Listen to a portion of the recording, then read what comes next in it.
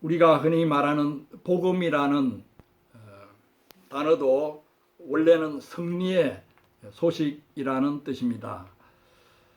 복음은 문자 그대로 풀이하면 좋은 소식, 기쁜 소식입니다. 왜 좋은 소식이고 기쁜 소식이 되겠습니까? 그것은 승리의 소식이기 때문입니다. 오늘 본문에서도 이긴다라는 단어가 4절, 5절에서 4번이나 나오고 있습니다. 이긴다에 해당하는 헬라어는 승리의 여신 니케에서 유래된 단어로 니카오입니다. 이긴 자는 니콘이라고 합니다. 니카오, 니콘. 오늘 말씀을 통해서 세상을 이김을 생각해보고 우리가 그러한 이김을 가지려면 어떻게 해야 되는가, 이기는 비결과 또 무엇을 이기는가, 이김의 대상에 대해서 살펴보고자 합니다. 4절에 보면은 하나님께로서 난 자마다 세상을 이기느니라 라고 했습니다. 또한 세상을 이긴 이김은 이것이니 우리의 믿음이니라. 여기에 이기는 비결이 나와 있습니다. 하나님께로서 난 자가 되는 것과 믿음이 승리의 비결입니다. 그런데 하나님께로서 난 자를 1절에서는 어떻게 규정하고 있습니까? 1절을 보면 예수께서 그리스도이심을 믿는 자마다 하나님께로서 난 자라고 했습니다. 또한 믿음에 대해서는 5절에서 이렇게 설명하고 있습니다. 예수께서 하나님의 아들이심을 믿는 자가 아니면 세상을 이기는 자가 누구냐? 이렇게 볼 때 하나님께로서 난 자는 예수께서 그리스도이시요 하나님의 아들이심을 믿는 믿음을 가진 자입니다. 요약해서 말하면 하나님께로서 난 자는 곧 믿음을 가진 자입니다. 그러므로 이기는 비결은 바로 믿음입니다. 이러한 믿음으로 이긴 자들의 목록이 믿음장으로 일컬어지는 히브리서 11장에 열거되어 있습니다. 요한계시록 2장 3장의 7교회 보내는 편지에서도 편지의 끝에는 반드시 이기는 자에 대한 약속과 상급을 언급하고 있습니다. 이기지 않으면 우리 인생도 우리의 신앙생활도 의미가 없습니다. 반드시 이겨야만 합니다. 그런데 오늘 본문에서는 은혜롭게도 우리가 이길 수밖에 없는 존재임을 강조하고 있습니다. 이길 수밖에 없는 존재임을 강조하고 있습니다. 이겨야 한다가 아니라 이미 우리가 이겼으며 지금도 이기고 있다고 합니다. 4절 하반절에 이긴다라는 동사가 과거 분사형으로 되어 있고 4절 상반절에서는 현재 직설법으로 되어 있습니다. 그것은 앞으로 이기게 될 것이다 라는 뜻이 아니라 이미 이겼고 지금 이기고 있다는 뜻입니다. 그럼 우리가 무엇을 이기느냐에 대해서 생각해 보겠습니다. 4절에서 우리가 세상을 이긴다고 했습니다. 또한 세상을 이김이라고 했습니다. 5절에서도 세상을 이기는 자가 누구냐라고 반문하고 있습니다. 세상을 이긴다는 말이 이와 같이 3번이나 나옵니다. 세상을 이긴다는 말이 무슨 뜻이겠습니까? 세상에 대해서 또 이야기하려면 많이 길어질 수밖에 없는데 요약해서 말한다면은 세상을 이긴다는 것은 세상의 가치관대로 살지 않고 세상의 가치관을 극복하고 세상의 가치관을 거슬러서 사는 것을 의미합니다. 오늘 저는 몇 가지 이김의 대상에 대해서 중심적으로 생각해 보고자 합니다. 오늘 말씀에 근거해서 이김의 대상에 대해서 몇 가지로 생각해 보고자 합니다. 첫째로 하나님께로서 난 자는 무의미 허물을 이깁니다. 무의미 허물을 이깁니다. 의미요법 로고테라피라고 하는 심리 치료를 개발한 빅톨 프랭클 박사는 우리 인생이 아무리 힘들어도 그 어려움과 고난 속에서 의미만 찾는다면은 얼마든지 견딜 수 있다고 했습니다. 우리 인간에게는 어떠한 상황에서도 의미를 찾고자 하는 의지가 있다고 했습니다. 이것을 의미의 의지, will to meaning이라고 합니다. 의미의 의지, 의미를 찾고자 하는 의지, will to meaning입니다. 인생에 허무하고 하는 일에 의미를 찾지 못해 자살 직전까지 이른 사람들을 빅톨 프랭클 박사가 상담을 하면서 그들 속에 의미의 의지를 불러일으켜서 그런 상황들을 감당하도록 도웁니다. 가령 어떤 여성이 아들을 두고 있는데 한 국민학교 5학년 정도 아들을 두고 있는 여성이 와서 자살을 하고 싶다고 빅톨 프랭클한테 말했습니다. 그때 빅톨 프랭클 박사가 그런데 왜 자살을 하지 않고 있습니까? 라고 물으니까 하나 있는 그 아들 때문에 자살을 하지 못하고 있습니다. 라고 이야기를 했습니다. 그때 프랭클 박사는 그 한 가닥 남아있는 그러한 그 삶의 이유를 더욱더 불러일으키고 그 아들을 끝까지 키우는 그 일이 얼마나 인생에 가치가 있고 의미 있는 일인가를 상기시킴으로써 그 여인에게 남아있는 희미한 그 의미의 의지를 더욱더 불러일으켜서 다시금 살고자 하는 의욕을 북돋워 주었다고 하는 그런 신뢰를 책에서 기록하고 있습니다. 우리 인생이 어디서 와서 어디로 가는지 그 출발점과 목적지를 모를 때 우리는 인생의 의미를 찾을 수가 없습니다. 그리고 깊은 허물을 느낄 수밖에 없습니다. 실존주의 문학가 까뮤는 시지푸스 신화라고 하는 그 책에서 인생의 의미를 찾지 못하고 허무하다고 여겨지면은 차라리 자살을 하는 것이 낫지 않느냐라고 그 책의 전반부에서 이야기를 하고 있습니다.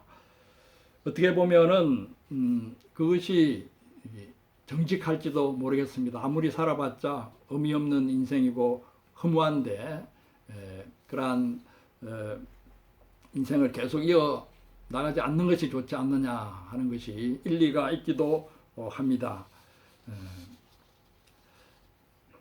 그러나 까뮤는 자기는 그런 허물을 극복하기 위해서는 종교를 택할 수밖에 없다라고 이야기를 하는데 자신은 종교도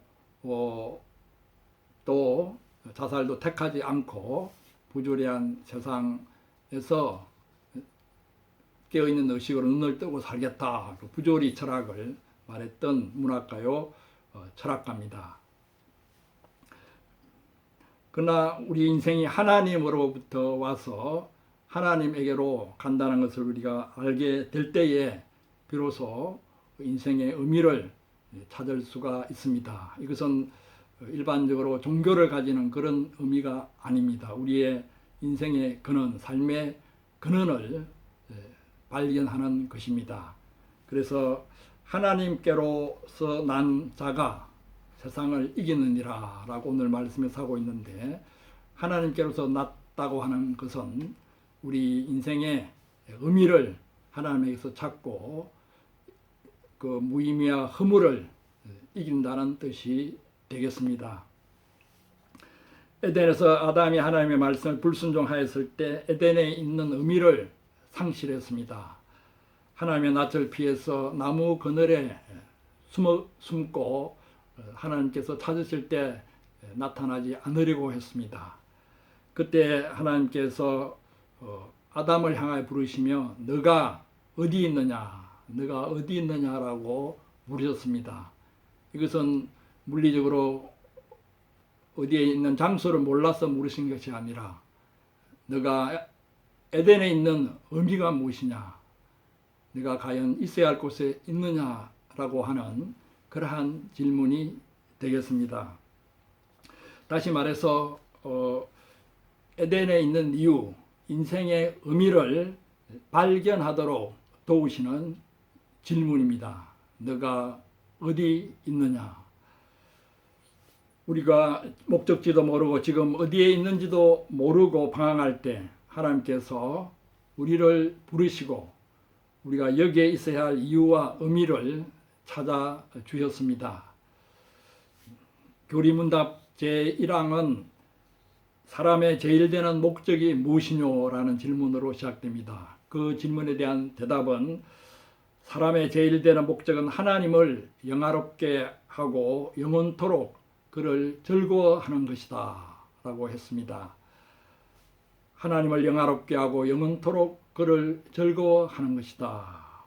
우리가 하나님의 영광을 위해 살 때 비로소 인생의 의미를 찾을 수 있습니다. 하나님의 영광을 위해 사는 것은 하나님을 영원히 즐거워하고 하나님을 섬기는 가운데 하나님 맡기신 사명을 감당하는 것을 뜻합니다. 하나님은 우리가 하나님의 영광을 위해 살도록 우리 인생에 대한 계획을 가지고 계십니다. 에베소서 2장 10절을 읽어보겠습니다. 우리는 그의 만드신 바라 그리스도 예수 안에서 선한 일을 위하여 지으심을 받은 자니 이 일은 하나님이 전에 예비하사 우리로 그 가운데서 행하게 하려 하심이니라. 하나님이 이미 우리의 선한 일을 예배해 주셨고 그 선한 일을 하도록 하는 것이 우리 인생의 의미라고 이 말씀에서 밝히고 있습니다. 이 말씀을 우리가 깊이 마음에 소유할 때에 인생의 허물을 물리치고 의미를 찾을 수 있습니다. 아무리 인생이 힘들고 고달파도 그 어려움과 고난 속에서 의미를 찾을 수 있으며 견디며 이길 수 있습니다. 둘째로 하나님께로 난 자는 미움을 이깁니다. 요한일서 전체 주제가 미움과 사랑이라 해도 과언이 아닙니다. 2장 9절, 2장 11절을 다시 한번 보겠습니다. 빛 가운데 있다 하며 그 형제를 미워하는 자는 지금까지 어두운 가운데 있는 자요. 그의 형제를 미워하는 자는 어두운 가운데 있고 또 어두운 가운데 행하며 갈 곳을 알지 못하니 이는 어둠이 그의 눈을 멀게 하였음이라. 또 3절, 10절, 15절, 17절에도 계속해서 미움과 사랑에 대한 말씀을 하고 있습니다. 이러므로 하나님의 자녀들과 마귀의 자녀들이 나타나니 무릇 의를 행치 아니하는 자는 또는 그 형제를 사랑치 아니하는 자는 하나님께 속하지 아니하니라. 그 형제를 미워하는 자마다 살인하는 자니 살인하는 자마다 영생이 그 속에 거하지 아니하는 것을 너희가 아는 바라. 누가 이 세상 재물을 가지고 형제의 궁핍함을 보고도 도와줄 마음을 막으면 하나님의 사랑이 어찌 그 속에 거할까 보냐. 또한 4장 20절을 보면 누구든지 하나님을 사랑하노라 하고 그 형제를 미워하면 이는 거짓말하는 자니 보는 바 그 형제를 사랑치 아니하는 자가 보지 못하는 바 하나님을 사랑할 수 없느니라. 우리 인생에서 미움의 문제가 심각하다는 것을 절실히 느낍니다. 누구보다도 가까워야 할 사람이 미움의 이유가 되고 미움의 근원이 되고 미움의 대상이 될 때 우리의 마음의 괴로움은 말로 다할 수 없습니다. 미움은 우리 영혼에 갉아먹는 살쾡이와 같고 우리 영혼을 파괴하는 독약과 같습니다. 저는 어떤 대상을 죽이고 싶도록 미운 적이 있었습니다. 어떻게 하면 처절하게 복수할까 궁리를 해보기도 했습니다. 그런 미움과 복수심으로 거리를 방황하고 있을 때 내 마음속에 계시와도 같은 말씀이 임했습니다. 하나님의 뜻대로 사는 것이 그 대상에게 복수하는 길이다라는 내용이었습니다. 하나님의 뜻대로 사는 것이 그 대상에게 복수하는 길이다. 내가 그 대상에게 복수하려고 하기보다 하나님의 뜻대로 살아가면 자연히 그 대상에게 복수가 된다는 것입니다. 그것은 로마서 12장 19절 21절 말씀과 통합니다. 내 사랑하는 자들아 너희가 친히 원수를 갚지 말고 진노하심에 맡기라. 기록되었으되 원수 갚는 것이 내게 있으니 내가 갚으리라 주께서 말씀하시니라. 너의 원수가 줄이거든 먹이고 목마르거든 마시우라. 그리하면은 너가 숯불을 그 머리에 쌓아 놓으리라. 악에게 지지 말고 선으로 악을 이기라. 하나님의 뜻대로 살아가면 그 대상에게 복수하는 것이 된다고 했는데 그럼 하나님의 뜻대로 살아가는 것이 무엇인가? 결국 그 대상에 대한 미움을 이기는 것입니다. 뜨거운 사랑의 감정이 일어나는 것만 사랑이 아닙니다.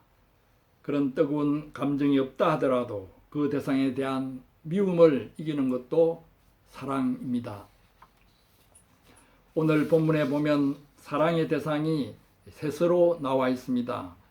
1절에 보면 내신 이를 사랑하는 자마다 그에게서 난 자를 사랑하느니라.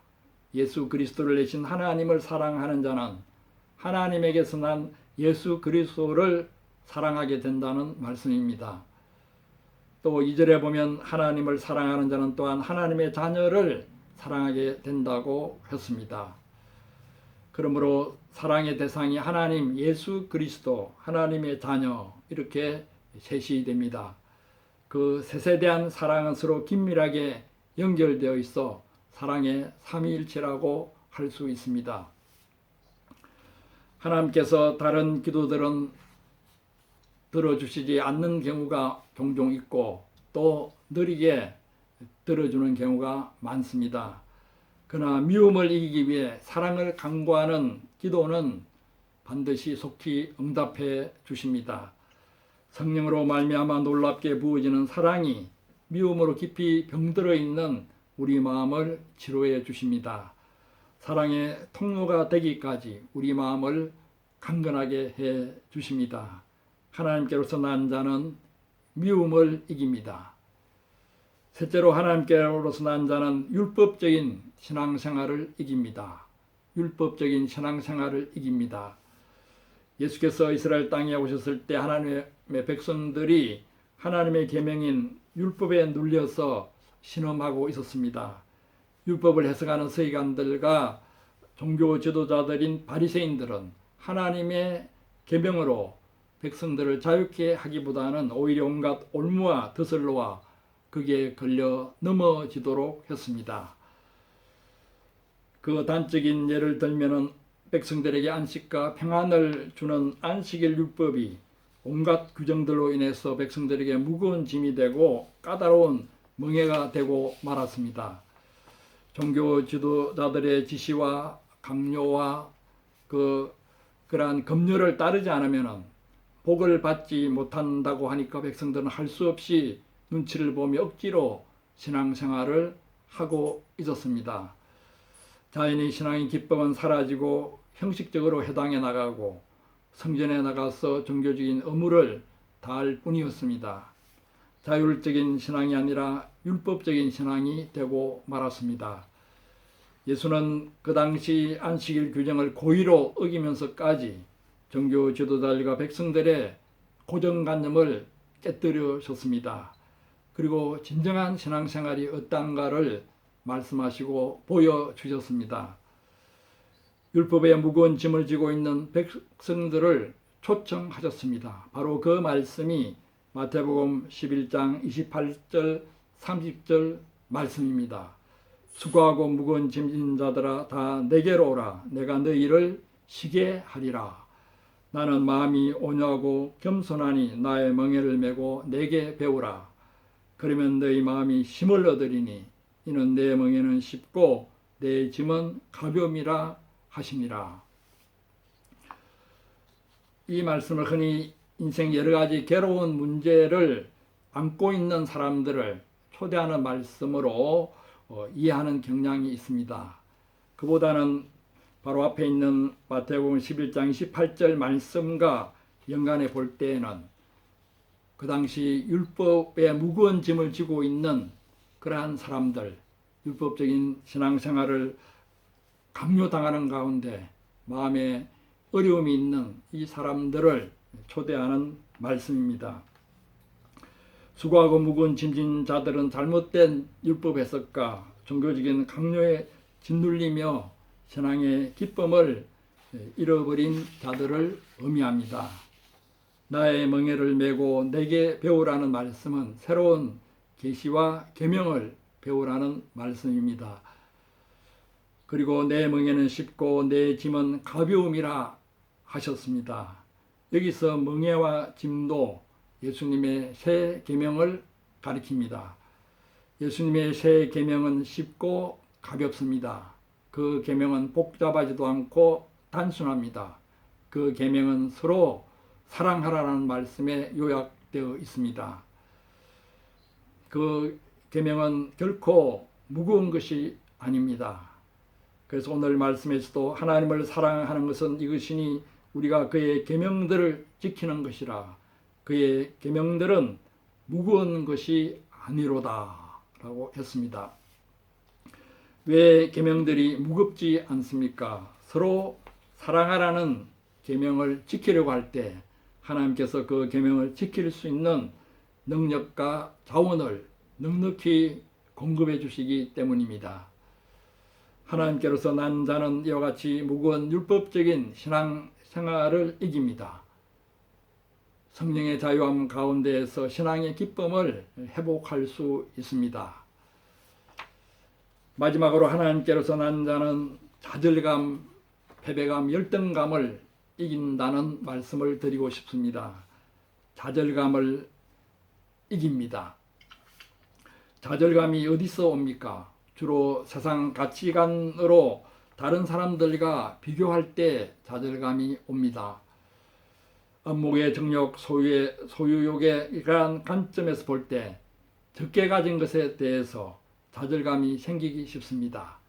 또한 이생의 자랑이라는 관점에서 볼 때 자랑할 것이 별로 없는 것에 대해서 좌절감이 생기기 쉽습니다. 그것은 세상 가치관에 지는 것입니다. 하나님께로서 난 자는 세상과 다른 가치관을 가지고 사는 사람들입니다. 세상의 것들과 비교하며 좌절감에 빠질 필요가 없습니다. 바울이 하나님께로서 난 자가 되고 나서 어떻게 자신의 가치관이 변화되었는가를 간증하고 있습니다. 그러나 무엇이든지 내게 유익하던 것을 내가 그리스도를 위하여 다 해로 여길 뿐더러 또한 모든 것을 해로 여김은 내 주 그리스도 예수를 아는 지식이 가장 고상함을 인함이라. 내가 그를 위하여 모든 것을 잃어버리고 배설물로 여김은 그리스도를 얻고 그 안에서 발견되려 함이니 내가 가진 의는 율법에서 난 것이 아니요 오직 그리스도를 믿음으로 말미암은 것이니 곧 믿음으로 하나님께서 난 의라. 빌립보서 3장 7절 9절 말씀입니다. 다른 사람들과 비교하며 자랑거리가 되었던 것들을 오히려 바울은 해로 여기고 배설물로 여겼습니다. 이런 가치관으로 무장하면은 다른 사람들과 비교하며 좌절감에 빠질 수 없습니다. 하나님께로서 난 자는 좌절감을 이깁니다. 이상에서 하나님께로서 난 자는 믿음으로 세상을 이긴다는 사실을 새롭게 마음에 새겼습니다. 특히 무의미를 이기고 미움을 이기고 율법적인 신앙생활을 이기고 좌절감을 이깁니다. 이 시간 우리에게 이김이 필요한 부분들이 없는가? 내가 계속해서 패배감을 가지고 살아가는 그러한 부분들이 없는가? 우리 자신을 살펴보아야겠습니다. 무엇보다 이미 이겼고 이미 이기고 있다는 확신을 새롭게 해야겠습니다. 로마서 8장 37절 말씀입니다. 그러나 이 모든 일에 우리를 사랑하시는 이로 말미암아 우리가 넉넉히 이기느니라. 또한 요한일서 5장 4절 오늘 말씀입니다. 대저 하나님께로서 난 자마다 세상을 이기느니라. 세상을 이김은 이것이니 우리의 믿음이니라. 이번 한 주간 여러 가지 어려운 일들이 예상되고 있긴 하지만 세상을 이긴 이김으로 우리 마음을 무장하기를 축원합니다. 아멘.